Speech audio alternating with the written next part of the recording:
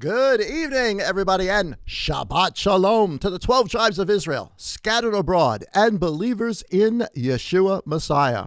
Welcome to Hidden Manna. This is a ministry of Living Manna Church. I'm Pastor Dave Sain, Senior Shepherd at Living Manna Church.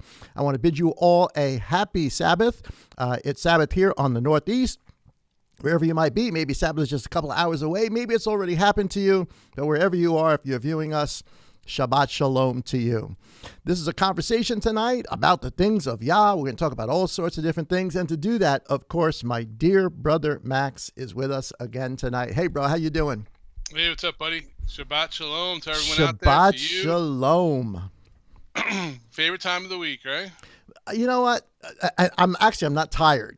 Right, the last couple of times we've done this, I've been so exhausted. You know, we're starting to get into the groove, starting to get into that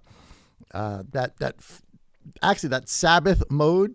It's been so weird because Saturdays have thrown us off, a lot. Because Sunday comes around and we're like, what are we doing? It's like it's an extra day, but we're enjoying it. I'm enjoying it. I love the fact that we've moved on to Shabbat services, and that's going to become important even tonight in our conversation. Yeah. But I want to just say to everybody out there that's watching, people that are starting to log on right now, please hit the subscribe button if you are not already subscribed. And if you enjoy the content, if you enjoy the conversation, we're just two guys talking. We don't claim any authority. We're just two guys talking, trying to share the things of Father. We reserve the right to be wrong because, my goodness, we've been wrong lots and lots of times. But we are in pursuit of truth. And if you appreciate that, please give us a thumbs up. If we get 150 viewers, give us more than 10 thumbs up. We'd appreciate that. So if you're watching, please give us a thumbs up. It helps with the algorithm, helps more people that are looking for like Hebrew roots content. And, they're searching on YouTube. The algorithm will then send them videos of ours to people that are searching for those type of things. So the more you participate, the better. I think if we hit 1,000 subscribers, me and you should do a duet. We'll sing. Believe me, you do not want me to sing. Hey, for 1,000 subscribers, that'd be fun, right? Yeah, fun for who? Sister Kara's like, no.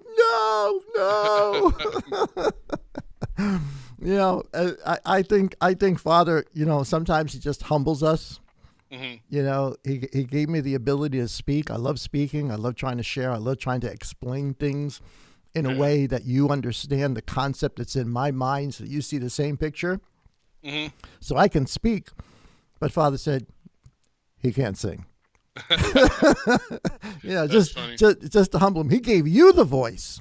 You should, guys. You got to hear Brother Max sing. But Max can sing. He can carry a note. You should sing. Yeah. You don't want me singing unless we're going to do like a Milli Vanilli thing. Then I'm all for it. Yeah, we can lip sync. I can lip sync. I can lip sync a good song. Air guitar. Oh, air guitar and everything. Absolutely, drums. So. And just for a full disclosure tonight, I'm not drinking a Bud Light. It is a bubbly seltzer water. I'm not drinking Bud Light, and I'm not watching Fox. Oh my goodness, man! Bud Light really shot themselves in the foot, boy. Oh my goodness! I read that they're even offering, I think, distributors free beer for right. Of course they are. Of course they are. They shot themselves in the foot. It doesn't matter what they do. It doesn't matter which crowd they try to appease right now. They're done. Yep. They're done. And you know what? That's capitalism. Yeah. Yeah. You know what? I think, and I think Fox is going to learn that too. But you know what? Fox is so big, because Fox got sports, and they got news, the local business, everything's all different aspects. Yeah. So even with what they did to Tucker, Fox is still going to. I mean, they're going to lose a lot of money, but in the long run, their money makers are Fox Sports and things like that. So. They're going to survive. But me, I'm definitely a Newsmax guy. I'm an OAN guy, independent media. Yeah, I even like watching. Let's forget her name. She was on The Hill.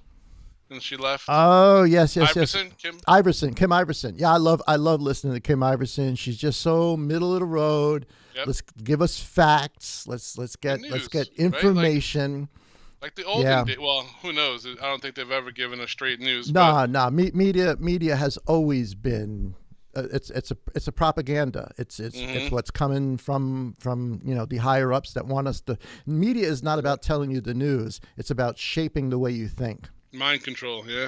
Yeah, that whole listen. You really want to get more information on that? You listen to Mark Dice. He has got a whole book on it. The programs the CIA did, all that crazy stuff, all that conspiracy stuff that everybody said was conspiracy stuff. Well, here it is. It's right in front of us, and it's happening.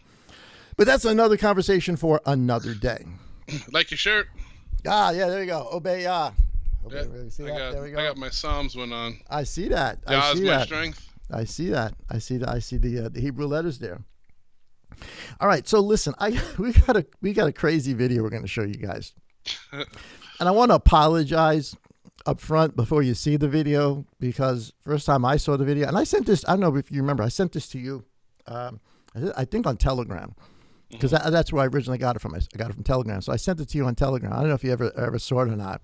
The first time I saw it, it made me mad. Right, the first time I saw it, I was like, but then. I watched it again, and it made me sad. Yeah. It honestly broke my heart. And now that you're going to show it, it makes you glad. Well, no, it's not. Honestly, it was just I'm sorry. But I'm still sad about it because what we're about to show you is connected in a very real way to Christendom. Now, I get it. Not all Christendom is going to agree with this, but not all Christendom agrees with anything anyway, with all the different aspects of Christendom that there is. And what this video kind of shows, I think, is the attitude that is pervasive among the modern religious world today. I'm trying to pick my words carefully. Yeah, I agree. I got you. I'm trying to pick them carefully. So we're talking about the modern religious world today. And I touched on this just a little bit, I think, last week's message. I just touched on this. So I'm going to talk more about it even tomorrow. But I touched on the idea of, do we think Father's fooling around? Right? Do we think that Yah doesn't mean what he said? And he isn't going to do what he said he's going to do, and dangerous. And quite honestly, amongst again the modern religious world today, of all the 40,000 different denominations, not just that, we're talking about every religion there is, but especially here in the West, we're talking about Europe, we're talking about here, the former Roman Empire. There is this idea that there is the God of the Old Testament who was mean, angry, vengeful. He's full of wrath. But then the New Testament comes along, and that God is no longer, I guess, in control, or that God has somehow morphed or changed into something else, whereby we get things like this: Jesus is my best friend. And all the other sayings that go.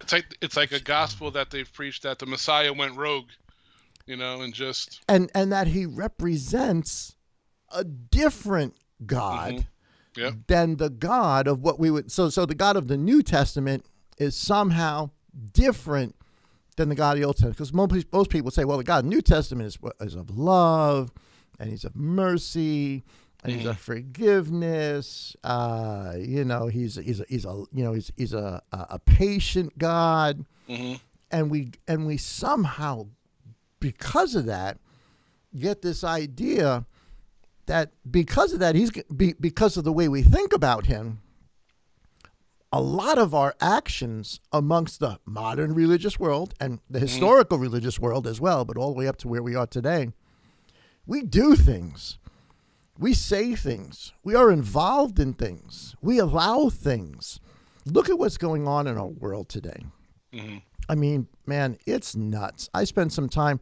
Yeah, I try to watch the news like late in the evening before, just to get, I have some certain news sites that I go to. But I spent some time actually watching the news. And man, it was depressing. Oh, yeah. The whole world is falling apart. And, Mm-hmm. man, it's close. Mm-hmm. We're at that point where we Yeah. got to be watching what's going on, but it's depressing, and it's out there. It's sick. It is so anti-God Mm-hmm. that if you can't see that, then man, I guess, right, you don't have eyes to see, but more than that, you're blind. Mm. Today we call. And I know this may offend people, and I'm sorry if it does, but this is it. This is the truth as far as we understand it, what comes from the scripture. Today, we call the ability to take a baby's life while in the womb, we call it health care. Mm-hmm. What? I know. That's health care? Health for who? Mm. Because it's not for the baby. Nope. We call being able to change Puberty blockers. Yeah, the biological process in a pre-puberty. Let me say it the right way. I can't even say it before Puberty. Puberty. Thank you, brother. Before puberty, we're giving them these drugs and going through operations, and there are doctors doing it. Mm-hmm. People with degrees, people we're supposed to trust, right? Yeah, trust your doctor. And we're calling it affirming care. And what we are doing, because we've read, like in Revelation and other Psalm 2, how do the nations rage, right? Why do they imagine a vain thing? They speak against the Son, they speak against the Father. And Zechariah talks about, when the Mashiach returns at Jerusalem. Jerusalem plays a big part of this. We're going to do a series on this upcoming soon. The importance of a Jewish state today, an Israeli state. Mm-hmm. But Zechariah tells us, talks about his return, and the destruction and all the horror and all the rest of that goes on with the Master's return.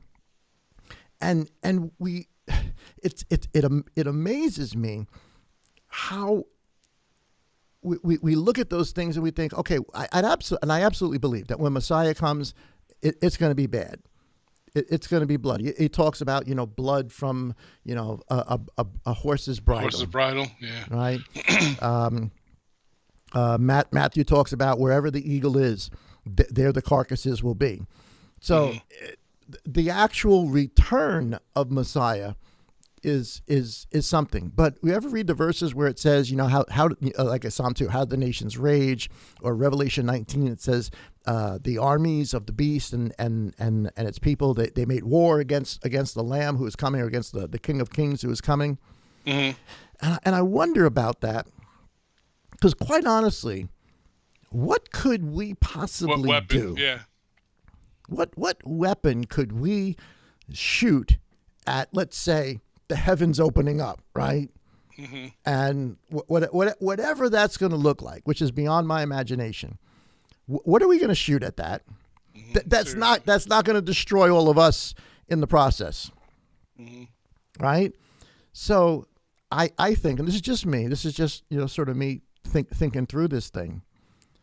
I wonder if the war that he's talking about, the raging of the nations, is not so much as the way that we've heard it, that we're going to fight them, and who knows, maybe we will. Maybe we're going to send up cruise missiles and nuclear bombs and things like that, and try to, who knows, maybe we will do that and destroy ourselves in the process.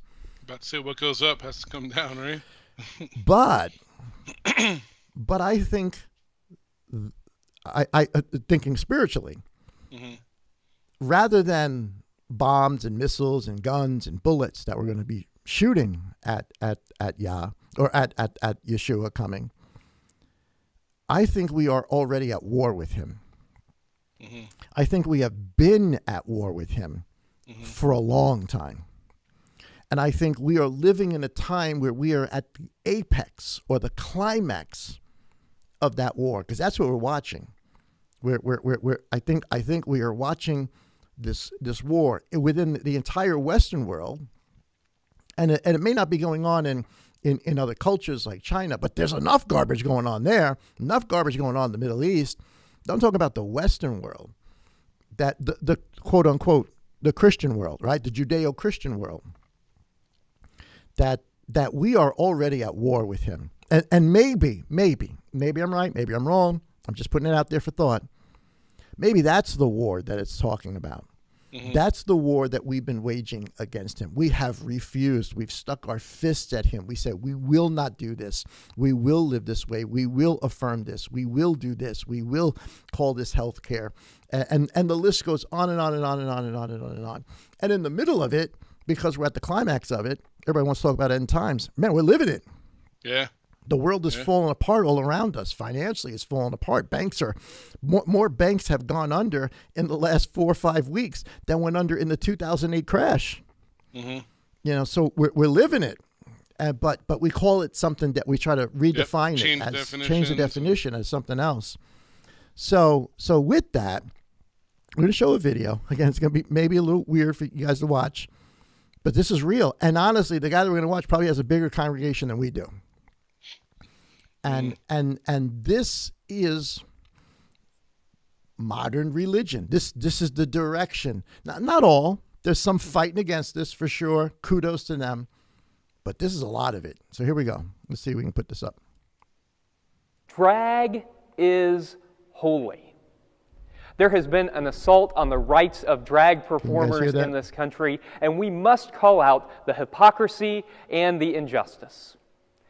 Jesus called himself a mother hen longing to gather up her chicks. Gender is a construct, you see. And if Jesus can be a mother hen, then you can dress in drag. I've even heard it said that Jesus was, and humanity is, God in drag. So let me say this again for those of you in the back. Drag is holy. Yeah, is that crazy? Oh man, is that something? Sad, right? Is that? And if they're on a stage, what would we call? And actually, there's an altar there. There's the altar. You got the cross. You got this guy with some sort of a prayer cloth with the rainbow. Again, twisting the whole concept of what the rainbow is. Obviously, it's not the covenant. Yeah. Yes, it has nothing to do with the covenant. And people would say, "Well, that's sort of the fringe." Really? Because you've got major denominations that have millions and millions and millions and millions and millions of people that are under this type of teaching. And unfortunately, that's what the government would accept to hear from. You know what I'm saying? If the church wants to speak, that's who they would have speak at the White House. And that's what I'm saying. I think this is us at war with Elohim. Mm-hmm. Right? This is us fight. This is the culture. This is and it's something different in Asia, and it's something different in India, and it's something different in the Middle East, and it's something different in Russia. But collectively, what all people are doing is they're fighting. Mm-hmm. All the nations are raging against Elohim. Break his bands off us. No constraints. Let us do what it is that we want to do. And of course, the title for today is Don't Obey, Gotta Pay. And I think, and I touched on this, like I said last week, I think we've kind of gotten to the point in our modern religious discourse where we just don't believe that our God always has been both a God of mercy. There is no difference between the God of the Old Testament and the God of the New Testament. It is the same Elohim. He is the same forever. Same. Yep. And he is still as jealous or zealous as he says he was in the commandments. Mm-hmm. He is the same Elohim who still will deal with the iniquity of men. We've got this idea that somehow we've got to pass. And it's not just, the fringes of that type of guy that we put up, that type of quote unquote preacher, but it's across the board within the religious world. That we can do things or not do things or take away things or add mix things and celebrate things. And we somehow think that ultimately in the end, there's not going to be a consequence for that. Because we think there is a different New Testament God from who came before. Because when you start reading the lessons of what came before, man, we need to open up our eyes and understand what this story is really about. And here's our opening verse for today, Hebrews chapter 10. I know we've kind of gone on with this, but here's Hebrews chapter 10. We're gonna begin in Hebrews. We're gonna end in Hebrews, but here's Hebrews chapter 10 and verse 31. So this is of course the New Testament, right? And listen to the warning. Let me put this up so everybody can see. Listen to the warning, and we're gonna look more at this in a couple of minutes. But look at this warning. Here is a New Testament warning, right? It is a fearful or fearsome thing to fall into the hands of a living Elohim. Wow. Wow. Wow. If we keep that concept, that religious concept in our mind, that Elohim doesn't mean what he says, we're in trouble. What Big is it? Time. Jude, who actually I think Jude quotes Enoch, right? That the master will return with 10,000s upon 10,000s of his saints to reap judgment on all the ungodly sinners. And he goes through this whole list of all the things. Somehow we've forgotten that's the God that we serve. That's right. That there is an expectation of our Elohim. We've somehow gotten the idea that because we say a prayer and we are put in right standing with him, that it just means that we can then just live and do and be who you want to be when there is a standard. And there's no more standard, or there's lack of standard. There's no more fear. There's no more standard. It's missing within the modern religious concept of today. But he's the same Elohim. He doesn't change. He doesn't change. You read the return of Messiah. That's a mess. That's a real mess when he comes back. And it's no joke what's going to happen. And so what we need to do is we need to learn the lessons of the Israel that is recorded in the book that we have in front of us, because those lessons teach us what we should be doing now. They are the examples. They are the patterns. They tell us how to worship the Elohim of Messiah. They tell us how to worship Father, in the context, because nothing's changed. I mean, as much as things have changed, they're really still the same. There's still a high priest, still a temple, still a sacrifice.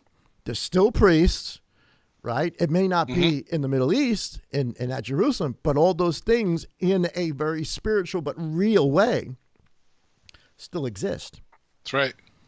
And so, of all the things, the video that we watched, obviously that's sort of the extreme of it, but you run the gamut. I was watching things on Joyce Meyer this week, and Benny, what's the guy? I forgot the guy's name. Benny whatever. the guy who wears the white suits all these, it's just such fringe, crazy stuff, and yet so many people are absorbed in this thing. And not just that, we're talking about the bigger denominations too. I was, just watching that and say, one would think the worst thing you could do is the video that we showed, right? Well, that's horrible. That's terrible sin. But honestly, across the board, they're all bad. All the stuff that comes from that concept is bad. But what's the worst? Yep. If Father's going to judge, if he is a righteous judge and there is no wavering within him, then he puts a certain mark on his people. Then what's if the idea was just to say a prayer and we are right, okay, that's one thing. But if the idea is that we need to learn to obey, which again, we can go through a dozen scriptures. I think we've done that so many times. Most of our audience knows that. The concept is we are made right with him so that we will obey. We all did crazy stuff. At some point, you realize you did crazy stuff. At some point, you accept the sacrifice of Messiah. You realize who he is. You realize you can be made right with Father. So what do? You stop doing the crazy stuff. You learn what the right stuff is to do. I mean, it sounds so simple, and it is. It really is simple. It really is. It really is that simple. And I thought, man, one of the greatest examples. This is crazy. And again, this is something I mentioned, last week, but it's worth re-mentioning. I'm sorry, my computer seems to be a little slow. There we go. Numbers 15. The book of Numbers, Bamidbar. Numbers 15. Let me get there here in the book I got in front of me too. This man, I've read this, I can't tell you how many times, but then all of a sudden, man, it hit me. Numbers chapter 15. And this is crazy because when you read Numbers 15, the beginning of Numbers 15 tells you what an intentional sin and an unintentional, that gives you an offering for an unintentional sin and tells you the penalty for presumptuous or intentional sin, right? Yep. And so the next verses give us the example of those things, and it picks it up at verse 32. And guys, we need to listen to the words I'm saying and extrapolate that over thousands of years from the letter of the law to the spirit of the law. The spirit of the law is much bigger than the letter of the law, right? And yet this is how important the letter of the law was. Verse 32 to verse 36. You got it? You want to read it? Yeah, can you lower it a little bit for me? Because my, just come down, right there, because my image is blocking half the sentence. Okay. No problem. And while the children of Israel were in the wilderness, they found a man gathering sticks on the Sabbath day. And those who found him gathering sticks brought him to Moshe and to Aaron and to all the congregation. And they put him under guard because it had not been declared what should be done to him. Scroll down. And Yah said to Moshe, the man shall certainly be put to death, and all the congregation stoning him with stones outside the camp. Wow. And all the congregation brought him outside the camp and stoned him with stones, as Yah commanded Moses, and he died. All right, right there. Wow. Yeah.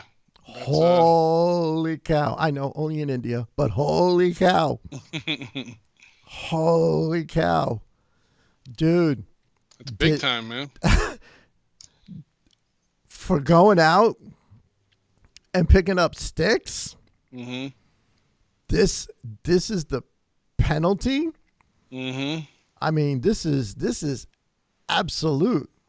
Yeah. And you read that and without insight into what it means, you look at that and you say, oh man, the God of the Old Testament is harsh. Right? He's not playing. He's just going to strike people down. Nadab and Abihu, go in with strange fire, strike them down. Gone. You start complaining, snakes start biting you. Yep, you're gone. You read these things and you say, man, he was a vicious God in the Old Testament. He's the same God. Yeah, exactly. He's the same God who will punish unrighteousness the same way. The same way. And so the question is, what's the worst of all the things, whether it's the video that we showed in the beginning, to me, what is the biggest, from, all the stuff that's going on in our culture today, all the rebellion, everything we said politically, all the stuff that's going on, all the sin of man. What is the most detrimental thing we can do? What was the most detrimental thing they did here? This guy died for it. Neglect the Sabbath, man. not only it's not it's, dishonor and he dishonored, but it's not only that he neglected it, that he dishonored it, because you got to read it in the context of the verses that come before, which gives us an offering, which part of the offering, believe it or not, is challah bread. Challah bread was part of the offering for unintentional sin. It's where the root word of it comes, whether it is today is something different, but still there's a connection there. And it tells us there's intentional sin and there's unintentional sin, and there's an offering and there's a forgiveness for unintentional sin. But for intentional sin, and that's what this guy did. Yeah. So this is telling us this guy didn't just decide to wake up in the morning. Yeah, he forgot what day it was. The Sabbath thing is a new thing, like us. Sabbath things, and doing it on Saturdays, and the 7th day is a new day, a new thing. And he woke up and he forgot. Bro, every morning everybody got up and did it. You didn't notice nobody else was out there with you the whole morning. You didn't notice the whole camp He was a rebel. He decided in his heart, no, it's not for me. No, I don't want to do it. I don't want to obey. And Father smashes that rebellion right in the beginning. And this is such a pivotal and important moment in the concept of you don't obey, you're gonna pay. Why would Father be so harsh? Yeah. If you let that one go, then what's going to happen? Well, yeah, there's there's that aspect of it, and I think that's absolutely valid. That Father knows that rebellion is contagious, right? So if one starts breaking or doing this, then others will. And it's not. And again, it's not unintentional sin. It's if one rebels. If one goes to, because what did this guy do? He went to war with Father. To connect us back to what we started talking about why did the nations rage?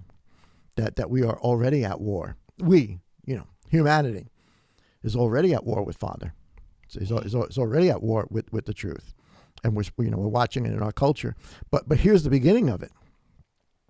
And of all the sins, because later on, when you read in Leviticus 19, 18, 19, 20, 21, it goes through all the other things that also warrant death: adultery, pedophile, and it just goes through, all the list of things that the product of, or the thing that you will receive if you stay in these things. Because you could repent, you really could, but if you stay in those things, if that's what you are, if that's what you want to do, if you don't obey, you're going to pay. And of course, the penalty, the payment there was death.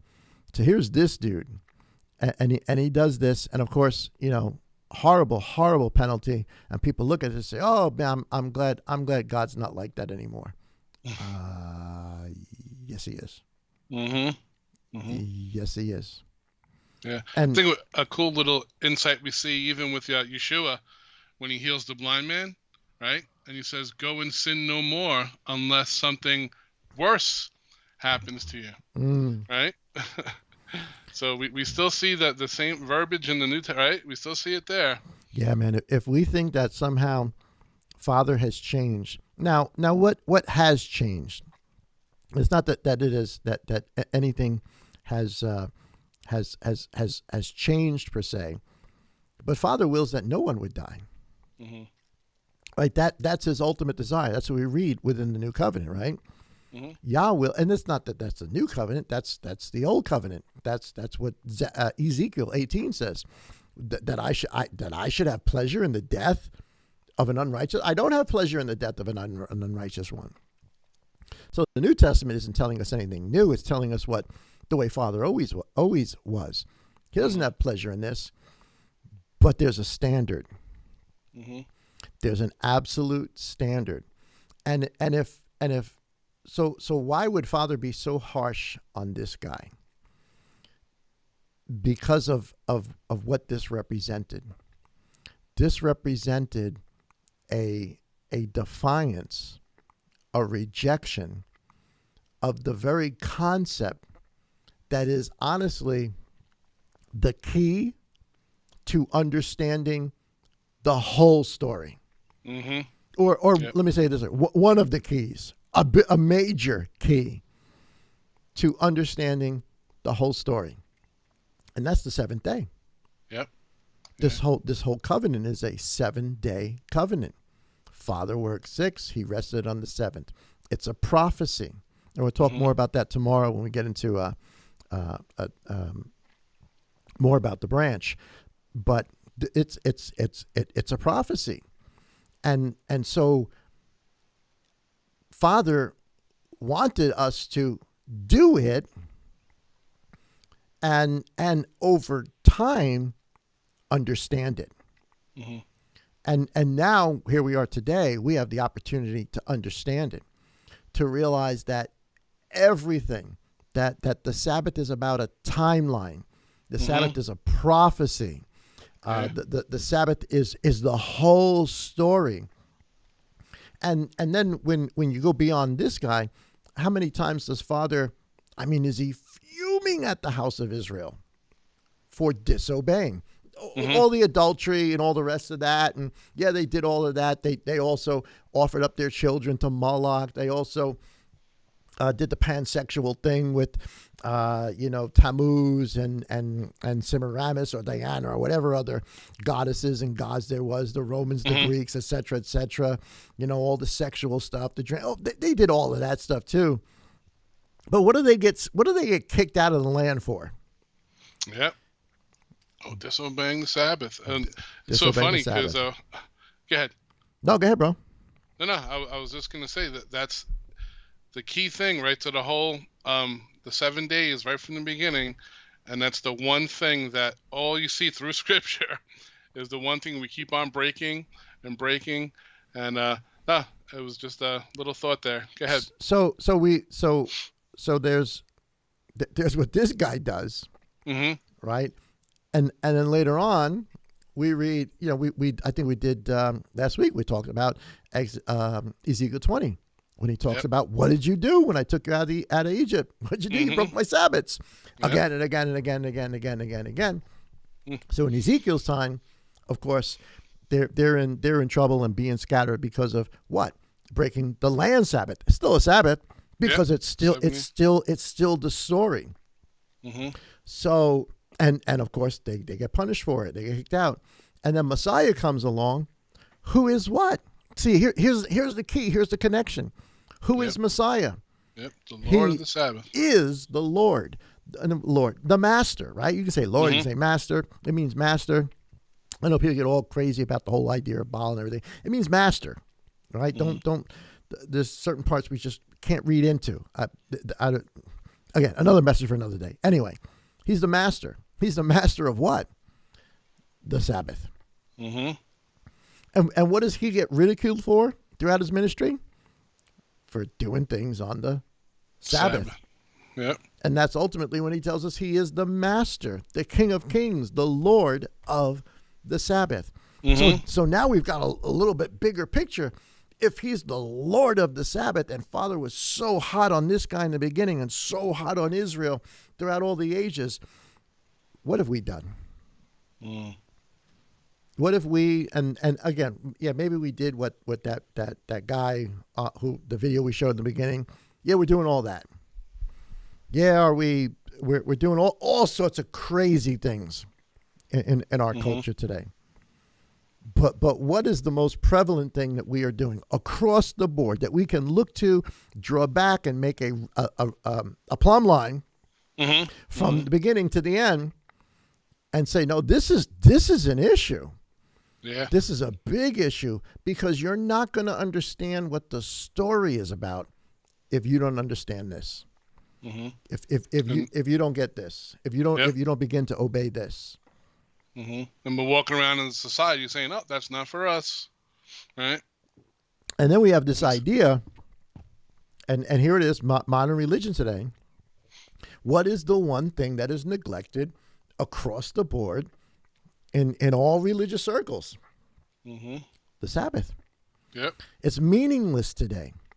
It has no importance, and everybody's trying to, and all the modern religious world, is trying to figure out end times. And they're trying to figure out where we are and trying to figure out why Israel's there and all this stuff, but they are missing the key. Good point. Good point. The key is the Sabbath. He is the master of the Sabbath. Well, Yeshua tells us, come unto me, all you who labor and are heavy laden, and I will give you what? Now, I know in the English it says rest, but what's that in the Hebrew? I'll give you Shabbat. Yeah. I'll give you Shabbat. Come to me and I will give you Shabbat. Why? Because I am the Lord, the master of the rest. The Shabbat.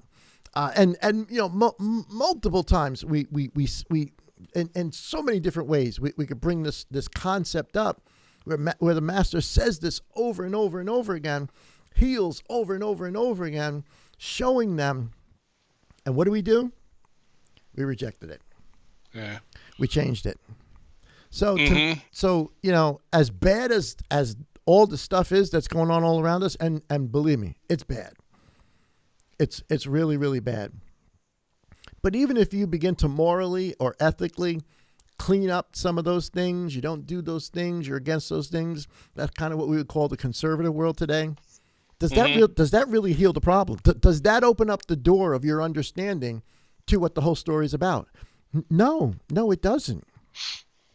Because without the concept of the Sabbath, without its true meaning, and the meaning is bigger than we can even get into tonight, but without its true meaning, you'll never understand what the whole story is about. Because this whole story is about 7 days and then the 8th day. That's what this whole story is about. And that's why, in my mind, that's why Father was so severe with this person in Numbers 15. Yeah. You know what? Read Exodus 31, 12 through 17. Let me get there. Yeah. Exodus what? 31. 12 and 13. Through 17. Oh, 12 through 17. All right. Let me pop this up for people to see. It says, and Yah spoke to Moses, saying, and speak to the children of Israel, saying, my Sabbaths you are to guard, by all means, for it is a sign between me and you throughout your generations, to know that I am Yah. That I, Yah, am setting you apart, and you shall guard the Sabbath, for it is set apart to you. Everyone who profanes it shall certainly be put to death. For anyone who does work on it, that being shall be cut off from his people. 6 days. Let me read it here. 15. 6 days work is done, and on the 7th is a Sabbath rest, the set apart of Yah. Everyone doing work on the Sabbath day shall certainly be put to death. And the children of Israel shall guard the Sabbath to perform the Sabbath throughout their generations as an everlasting covenant. Now we see that, and our brother Judah even today sees that, and they tried to guard the letter, but they don't understand the spirit of why they're guarding the letter. Yep. Yeah. And yes, you need to guard the letter because that's the first step to understanding why you guard the letter. Yep, But exactly. at this point in the game, where we are in history, we're in the 6th day. The 7th day is like, oh my goodness, you I know. On a scale of time, it's like right in front of us. If there is ever a time we need to understand what this thing is about, it's now. Yep. It's absolutely now. And look what he says here. What's the penalty? Death. Yep, death. And this is what I brought this up for. This was presented to the dude grabbing the sticks. Oh, right? yeah. Yeah. So he just outwardly said, nope. No, he knew. You know? So now, transport that into the future where we are today, or really the last 2,000 years. And what has modern religion done, or Gentile religion, once it came in and began to understand the concept of a Messiah, the concept of salvation and the cross and what it means, et cetera, what do? We went out, we picked up sticks. In fact, it's probably one of the first things we did. Yep. Right? From Eusebius to Constantine. So one of the first things we did, started picking up sticks. We got in our heads the idea, oh, it's a different God. Yep. It's a different people. God. Yeah. We're different people. It's a different God. And of course, they pushed out or persecuted everyone who said otherwise. No different than today. What they do, they deplatformed them. Mm-hmm. You think things have changed? They haven't changed. Nope. They haven't And ironically, changed. it says the Sabbath was made for man. Yeah. Not a certain group, right? No, it's for all of humanity because it tells us the story. Yep. It is, and it's told. Man, how many times does Father talk about seven? I mean, just throughout the book. I don't want to get too much. I know you want to do a study on this, so I'm not gonna. But yeah, it's key right from Genesis, right, all the way through. So look at where we are today, with all the craziness that's going on, and all the terrible things that we do, and we do terrible things, and we have definitely gotten to the point where we're just making laws that make terrible things the standard. We are shaking our fist at Elohim and saying we will not be bound by what you have said. There is an absolute hatred for what Elohim has said, in whatever fashion you may hear it amongst the religious world today. Mm-hmm. But ultimately, what's the thing that leads to death? Yep. This, what we just read, and so what is going to happen? And I know people may not like hearing this, but so what is going to happen to everyone who has done what the guy in Deuteronomy 15 did? Mm-hmm. If at some point you don't wake up, if at some point you don't open your eyes to it, if some point you don't repent, and you realize if you're doing it out of ignorance and you just don't know, nobody's told you, that's one thing. But just no, that's not for us. It's Old Testament. It's that. Oh my goodness. Mm-hmm. You realize the story of Exodus is being played out all over again. Mm-hmm. Except now it's on a global scale. I hear you. Now, I know for time's sake, I know that I didn't want to jump off the Sabbath yet, but I also wanted to see if we can just speak about even Moses, because Yah shows no partiality. Yeah. With Where's disobedience. that? So, where is that? Let's start in Exodus 17. Now, we all know this is when Moses comes to the rock, right? The Israelites are thirsty. Oh, this is absolutely connected. Mm-hmm. This is which verses? Just 1 through 7, real fast, because this is the good, the part where he does what he said to do, supposed to do. It says, "And all the congregation of the children of Israel set out on their journey from the wilderness of Sin, according to the mouth of Yah, and camped at Rephidim. And there was no water before the people to drink. Therefore those who strove with Moses said, 'Give us to drink.' And Moses said to them, 'Why would you strive with me? Why do you not trust Yah?' And the people thirsted there for water. And the people grumbled against Moses and said, 'Why did you bring us out of Mitzrayim to kill us and our children and our livestock with thirst?' Then Moses cried out, saying, 'What am I to do with this people? Yet a little, and they shall stone me.' And Yah said to Moses, 'Pass over before the people and take with you some elders of Israel, and take in your hand your rod,'" which is going to come in real important to tomorrow, mm-hmm. "your staff, your branch, with which you struck the river, and go. See, I am standing before you, and there on the rock in Horeb, and you shall strike the rock, and the water shall come out of it, and the people shall drink.' And Moshe did so before the eyes of all the elders of Israel. And the name of the place was called Massa and Meribah, because there the strife of the children of Israel, and because there they tried Yah, saying, 'Is Yah in our midst or not?'" Okay, so that was obedience, right? He did what Yah told him to do. He did what Yah told him to do. Rock, right? So now I want to bring up Numbers 20, and then we're going to put this together. Numbers 20. Verses 8 through 11. Numbers 20 and verse 8 says, "Take the rod and assemble the congregation, you and your brother Aaron, and speak to the rock before their eyes, and it shall give its water. And you shall bring water for them out of the rock, and give drink to the congregation and all their livestock." And Moshe took the rod from before Yah as he had commanded him. And Moses and Aaron assembled the assembly before the rock, and he said to them, "Hear now, you rebels. Shall we bring water for you out of this rock. I can't read. Then Moses lifted his hand and struck the rock twice with his rod, and much water came out, and the congregation and their livestock drank. And of course, you know what happens because of that. Mm-hmm. Moses doesn't get to go into the promised land. So, you look at that and we see the letter, right? It was strictly, oh, well, he disobeyed. The first time he told him to strike the rock and living water came out. The second time he told him to speak to the rock. So when we were going over this today, what hit me was John 4:10. Yeshua tells the lady, the Samaritan right at the well, that he is the living water. Yeah. And we know in Corinthians it says that Yeshua was that spiritual rock, yeah, right, in the wilderness.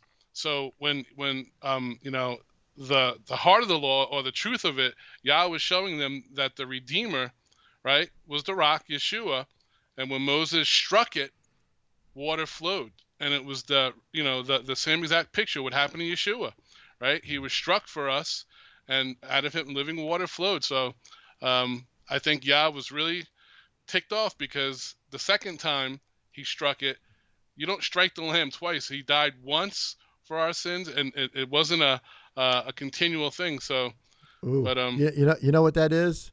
That's almost like we see within.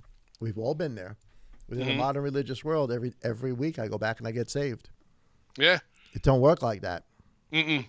It just. I'm sorry, it just does not work like that. It does not work like that, and we can bring Hebrews just to show.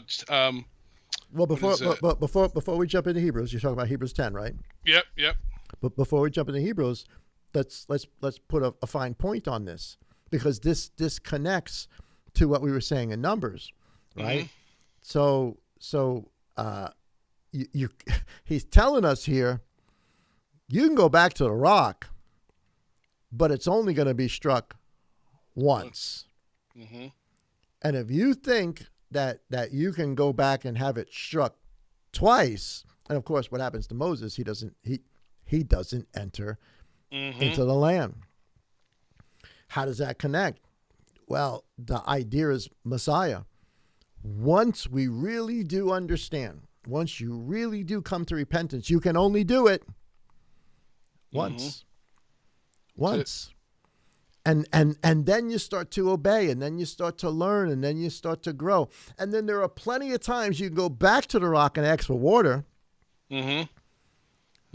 But if you do intentional sin, if you refuse to obey, though you've heard it, though it's been taught to you, though people have said it to you, you refuse and say, nah, not for me, it's not for us, it's passed away, it's gone with the Torah, etc., etc., etc., etc.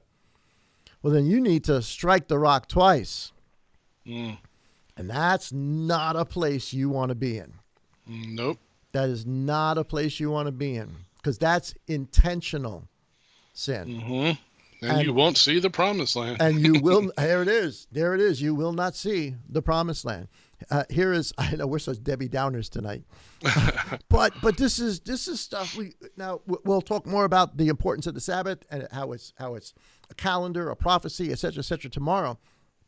But we see how hot Yah was about obeying. Here Moses disobeys and he gets disciplined and doesn't enter the land. Here is, let's go to Hebrews, because this I think this sort of ties up our whole thought for tonight. Yep. Book of Ibrim, Hebrews chapter 10. And let me find what verse I wanted to look at. Verse 26, right? So guys, and everything that we just said, this comparison of what Yah did to this guy in after telling them about intentional and unintentional sin. And Brother Max bringing out the idea you can't go to the rock twice and hit it, right? It only gets hit once, or you don't go into the land. Here is verse 26, guys. You got to see this. This is the connection of connections here.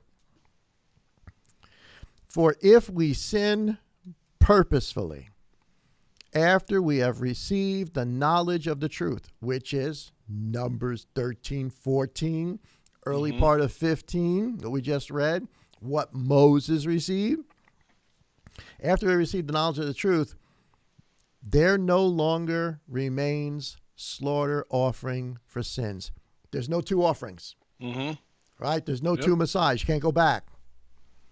But instead, some fearsome anticipation of judgment and a fierce fire which is about to consume the opponents. My goodness, we are talking about the same Elohim. Mm-hmm. The same Elohim. You know, I think sometimes I think it's Solomon. It says sometimes because judgment is deferred, we think that judgment is removed. And I'm not quoting the proverb correctly, but you guys can maybe look it up in Proverbs. But version. Yes, the PDP version. But Solomon says something like that because when you think that you can do something and like 10 seconds later there's no lightning that comes down from the sky and blows you away. I got away with it. Yeah. I got away with it, and that's just not the truth. It then says, and now it gives us the example of everything we talked about tonight. And anyone who has disregarded the Torah of Moses dies without compassion. Wow. That's a whole teaching all by itself. That day of judgment, on that day, there will be no compassion. There will be no compassion. There will be weeping and gnashing of teeth, but no compassion. She said, "Oh, well, that's not the God of love. That's the God of righteousness. That's the same God who created everything there is. Same God who did the story. Same God who told us the story. Same God who sent the Lamb to be the offering for the story. Same God who showed us grace is the same God. Yep. Same God. For if we sin purposefully after we have received the knowledge of the truth, there no longer remains a slaughter offering for sins, but some fearful anticipation of judgment and a fierce fire which is about to consume the opponents. Anyone who's disregarded the Torah of Moses dies without compassion on the witness of 2 or 3. That is the dude that went out and picked up sticks. Yep. He did it willfully. He knew what the instruction is. He had the book in front of him, right? I'm talking about, the religious world today. They got the book in front of them, and still we go out and pick up sticks. Yep. How much worse? Oh, my goodness. 29 should bring chills to you. How much worse punishment do you think he shall deserve who has trampled the Son of Elohim underfoot, counted the blood of the covenant by which he was set apart as common, and insulted the spirit of favor of the Messiah, who is the master of the Sabbath? Yep. For we know him who has said, vengeance is mine. I shall repay, says Yah. And again, Yah shall judge his people. And here's the verse we started off with, guys, verse 31. Connected to this whole idea of obeying and the importance of the Sabbath, because, again, we're not even getting into it fully tonight, but it is the key to understanding so many other things. What this guy did, Israel has done. Look what Israel suffered for it. Jerusalem's destroyed. Israel is scattered. Why? Because they rejected the Lord of the Sabbath, the master of the Sabbath. It is a fearful thing, or fearsome, to fall into the hands of the living Elohim. Wow. That's a heavy, man. Man, I hope everybody followed us in our train of thought today, because this is a deep manna. This is a deep manna. Because so now, we're watching all these things going on all around us, and yes, they upset me to no end. It's terrible. I can't believe we are becoming the people that we are becoming. That aside, misunderstanding the Sabbath, rejecting it, removing it, has from the beginning of the book all the way to the end of the book been a major issue with the people of Yah. And we've got to get that straightened out. We've got to get that straightened out first. Yep. Wow. It's big. I mean, we've seen even Yah, before he destroyed the city, he put a mark on all the people who obeyed, right, followed his Sabbath. And it's so many. It's all over the word. Yeah, it's all over the word. I mean, the parallels are just, honestly, it would take us, 2 hour hidden matter to go through all of that stuff. But we're trying to do this in an hour and just have a conversation, but yeah, it's not even like we said. This is a brotherly conversation, and it's still something that would take weeks and weeks just to scratch the surface. But I didn't want to get too much into the seventh day. I know that you're doing some good stuff. And yet, if you would ask, most of the religious world, most of the religious, in fact, all of the religious world, how important is the concept of the idea of Father Sabbaths? Well, Islam doesn't really care about that. Mm-mm. Right? It's Friday. The world of Christendom doesn't really care about that. Mm-mm. The world of Asia, Hinduism, Shintoism, whatever other things there are, they don't care about that. Mm-mm. The very thing that was the core of everything, that is the key to everything, most of the world doesn't care. No. Doesn't care. Mm-hmm. But the few, the chosen, are, at some point our eyes got to be open to it. Our eyes have to be, and we've got to, we go through the process of forgiveness and all the rest of that, but at some point, you can't read throughout the whole book and everything he says about how important this is and think that somehow that's done away with, that he's going to do away with the thing that is the most important thing throughout the book, the thing to which the Messiah, the high priest, is the very Lord over, or the master over. Mm-hmm. I mean, how many times, do you go now, especially now that, we have Shabbat service, you notice that when you go out on Sunday, everything is closed. So many things are closed. It's right. Yeah. And it should be flipped. Shabbat should be the day of, Yeah, it's kind of crazy in New Jersey. Now they don't have it here anymore in New York, but in New Jersey they still have the old blue laws. Mm-hmm. Yeah, I went to. We were at visiting my granddaughter Bella, who is absolutely beautiful. Oh yeah. Of course, I know I'm the grandpa saying it, but she really is. She's gorgeous. No, she is. She is a beautiful kid. But in Jersey, they have the blue laws enacted where you can't go to the stores, the mall, they're all closed. You can't buy and shop. You can't go to buy clothing and stuff like that.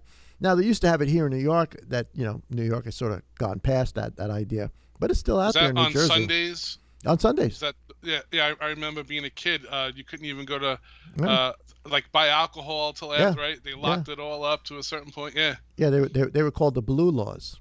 Okay. I don't know where the term blue laws comes from. Somebody can maybe look it up. I'm sure you can find out on Google or something why they call it the blue laws. The Stones. I don't think I doubt it. I think not. The Bud Light can. Unlike.